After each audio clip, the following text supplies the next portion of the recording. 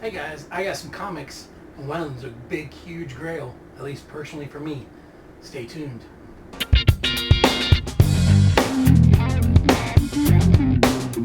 Hey guys, welcome to the ATB. That's the Awesome Toy Box. In case you didn't know, I shortened it down. It used to be Awesome Toy Box with T-Roy. I shortened it down, so it's ATB. That's what that stands for. If anybody's new here and was wondering, there you go. The reason why that is I do comics, I do Funko, I do Hot Toys, I do Lego, I do McFarlane figures, I do all sorts of stuff. So wide variety of collectibles. That's the reason why it's like that. Lately, the focus has been mainly on comics. That's just because I really got into comics in the past almost a year now. So that's the reason why. So today I went and picked up some comics, one of which is a huge Grail, huge Grail. So why are we waiting? Let's get into it. You'll notice it's kind of split up in two parts. I don't know if you'll be able to tell that much, but I actually went on two different hunts, so I actually just decided to combine them all in one, and away we go. Okay guys, this is technically part two, but it's going to be shown first, just because I don't want to show the big boy at the end. But these are all, I actually went out today. I was planning on putting out this video earlier, and since it got delayed, I went ahead and just wanted to put it all in one. But today I picked up X-Men 274, 229, 254, 260.1, 257, and 529. So these are almost, I think I'm only missing like two more of these. So I'm excited to see what happens with that. I also picked up Secret Wars number 5. This is the variant cover. Literally it was just $6, and with all the spec on the normal version, everybody's getting that other one. I figured, well, maybe a variant will go up more if it's something that happens that's inside the book. So just totally guessed there. I also picked up X-Men number 103, and you can see these are not very good condition ones, but my opinion is, get the issue, complete the set, and then go back, and if you want to get better versions, get better versions. But when you're about collecting and not so much about value, a read's a read. And here's 102. And then the last book I picked up, this is not something I really normally collect, but it is an Arthur Adams cover. Dark Horse Comics number 11. I mean, you got Godzilla, you got Predator, you got, I don't know who that is, and Aliens. I mean, come on. How can you go wrong with that right there? I'm sorry, there's a glare. I did not realize it. Hopefully it ain't too bad on all of those. But there you go. Now here comes part one. Okay, so here we go. We're going to show you everything I picked up today. I think there's some goodies in here. Let me know what you guys think. And I left price tags on there. On average, I paid about 10% less on most of these. So I didn't want to take off the price tag stickers because some people want to know that. These are all personal collection ones, so I'm not really worried about that. There's Alpha Flight number 1. Then we have Peter Parker's Spider-Man number 19. I'm trying to get that whole set. I think I'm missing like 3 comics now of it. NYX number 1. NYX number 5. This one's got such a bad color rub. And NYX number 2. These next two I just grabbed because I just was looking through, and these were just amazing covers, so I went ahead and grabbed them. I don't really collect G.I. Joe, but issue number 95. There you go. Make sure you get all of that. Issue 104. Then we have Peter Parker Spectacular Spider-Man 120. I love these anniversary borders. I know somebody who collects just these borders. Like they literally are trying to get all of them. They just recently started doing it, but I thought that was kind of an idea. Next we have number 125 with Spider-Woman. Of course, if that movie wasn't so terrible, this one might actually have some value to it. And then we have 126. Again with the Spider-Woman. This next one I just had to grab. Great Wrightson cover. Swamp Thing number 6. And for $5, who's going to turn down a comic with that cool of a cover in that shape? Next, we had Captain America number 385, one I was missing from my run.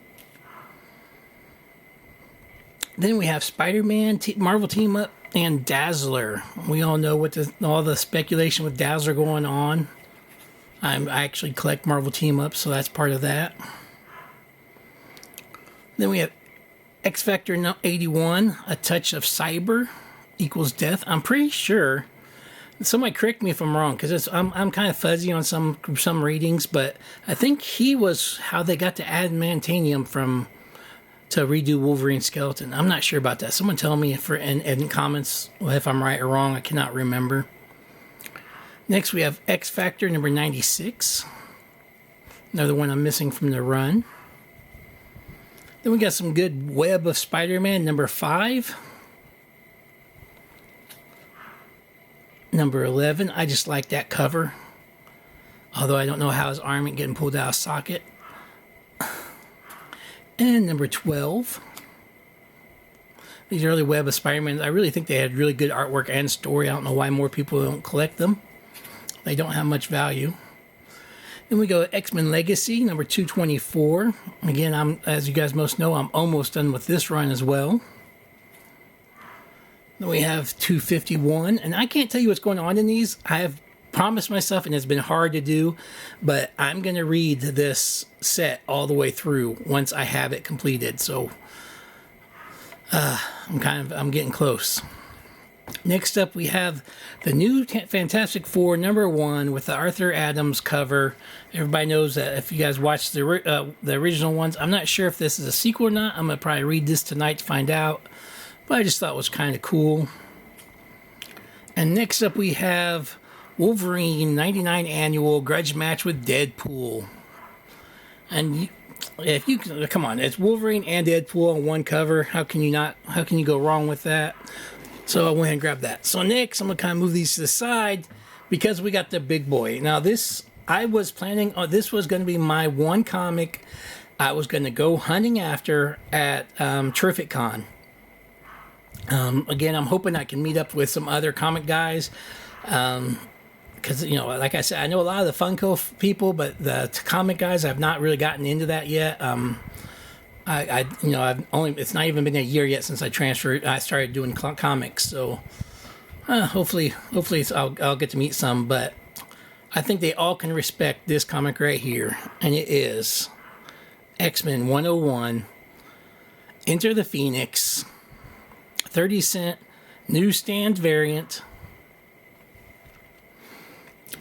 I paid $356 for this, so it was a little bit pricey, but literally cover-wise, this little bitty bend right there is all I can see that's really wrong with the cover.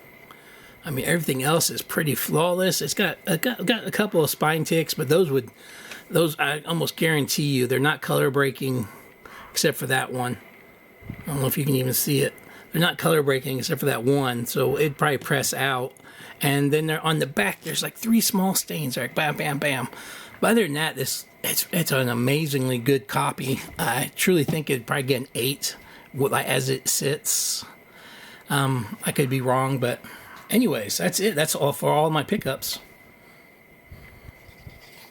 And I'm glad to see you guys back. So as you can see, right behind me right there she is. X-Men 101, very well conditioned. It's probably an 8, I'd say. Probably could be pressed, and maybe a little bit more. Like I said, you can see what's on there.